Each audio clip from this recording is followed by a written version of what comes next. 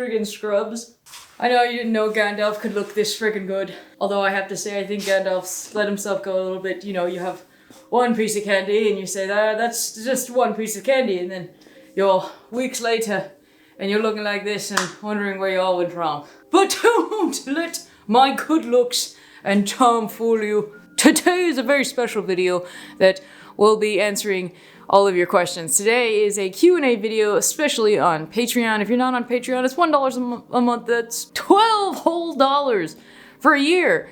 And you support me, and you get all kinds of behind the scenes stuff. So we're gonna get to the questions today from patrons. I hope you guys had a great Halloween. I hope you spent the night full of sin and candy and sugar and had fun with friends and family, or maybe you just sat there by yourself drinking and eating candy. Either way, it sounds like a good time. I know this is traumatizing some of you, I'm so sorry. So our first question comes from Daniel Kress. He asks, what got you into motorcycles?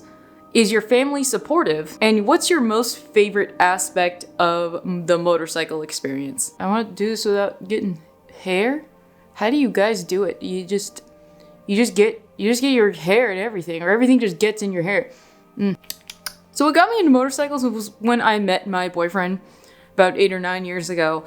He had gotten his second motorcycle, and so he was way into it. He had buddies he's living with that were also way into motorcycles at the time. Naturally, I started riding on the back of the motorcycle, and only a couple of trips in is when I got tired of that, and eventually he helped me get my own motorcycle. It was a little 2009 special edition Ninja 250. I absolutely loved that Kawasaki. I think I rode that for about a year, but that's pretty much what got me started, and it was thanks to my boyfriend. So you guys can thank my boyfriend for getting me into motorcycles and getting me to where I am now. Is your family supportive? Absolutely. At first, they were not supportive. They did not want me to have a motorcycle whatsoever. In fact, at the time, I was going to either get a puppy or get a motorcycle. And they were like, get the puppy. So I actually got a puppy at the time, and that did not work out, having that at my family's house with my parents. And let's just say the puppy found a nice home, and I ended up getting the motorcycle at the end of the day.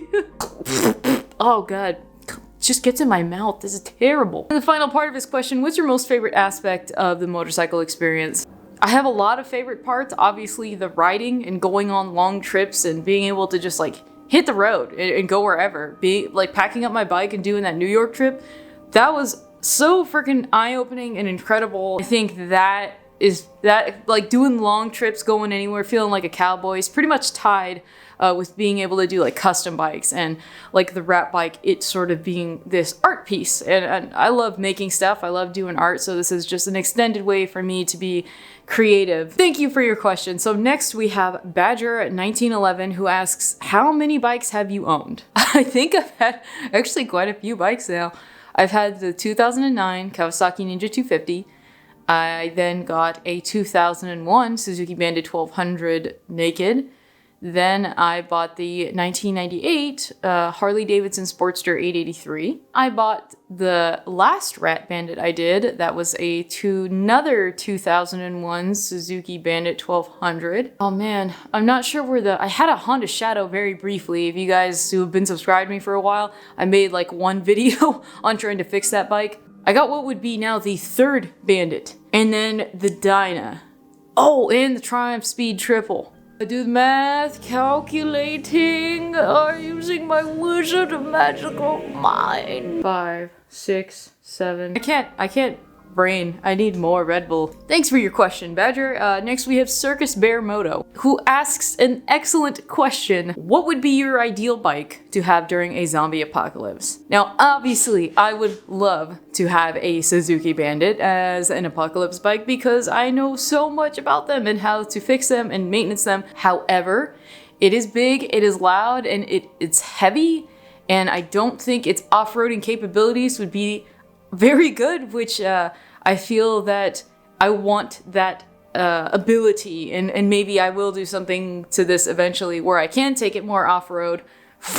But I think ideally I would want some sort of dual sport, either a KLR, which I know they're a little bit tall and heavy, honestly like a DR, the Suzuki DR 200, the Suzuki DR 400, a DRZ 400, whatever it is. You have a smaller motor, you have better gas mileage, as long as I have enough space to load it up with some stuff so that I could hit the road. I don't think I necessarily need to go extremely fast, but the capability of being able to escape off of the road, don't know if the Bandit could necessarily do that without, like, you know, skidding out into mud or something. So yeah, dual sport, zombie apocalypse bike. You know, that'd be a lot of fun to do. Maybe. Next build?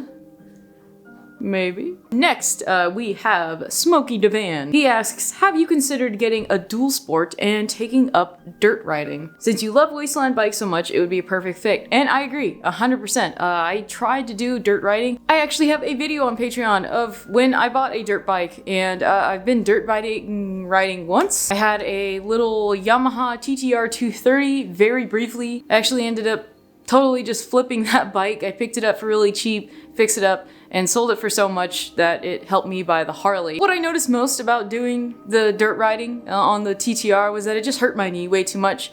And I think maybe farther down the line in the future, if I can get my knee better and fixed up, then maybe I can do some dirt riding. As much as I would love to, I think the only off-roading I might potentially do would be like four-wheeler stuff, maybe. Snowmobiling, absolutely. Dirt riding, a little bit too hard for me right now.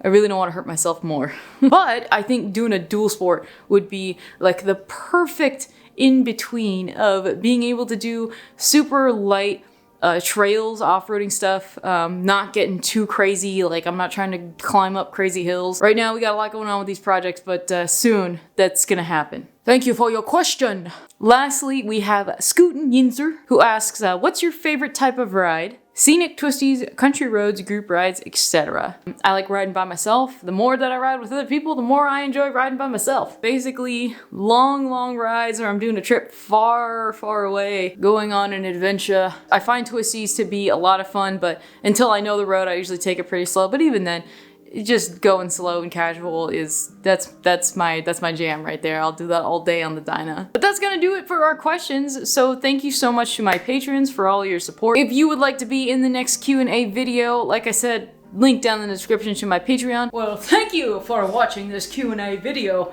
And if you haven't subscribed, you're a scrub. You hear me?